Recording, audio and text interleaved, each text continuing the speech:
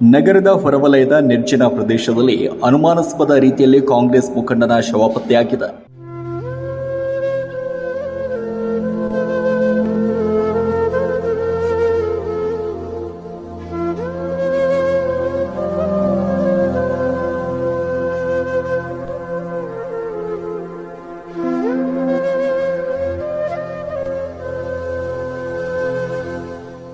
ಮೃತರನ್ನ ರಸಗೊಬ್ಬರ ಅಂಗಡಿ ನಡೆಸುತ್ತಿದ್ದ ಚಿತ್ರದುರ್ಗದ ಕೈ ಮುಖಂಡ ಶಿವಲಿಂಗಪ್ಪ ಎಂದು ಗುರುತಿಸಲಾಗಿದ್ದು, 3 ದಿನಗಳ ಹಿಂದೆ ಇವರು ನಾಪತ್ತೆಯಾಗಿದ್ದರು.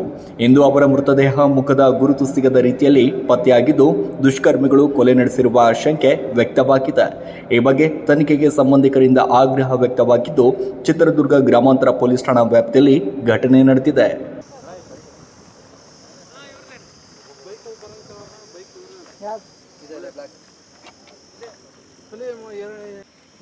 ಯಾರು ನೋಡಿಲ್ಲ, ಬೈಕ್ ಇಲ್ಲ ಇದ್ರು ಕೂಡ ನೋಡಿ ಅಲ್ಲೇನೋ ಪ್ರಾಣಿಗಳು ತಿಂತಾವ ಏನು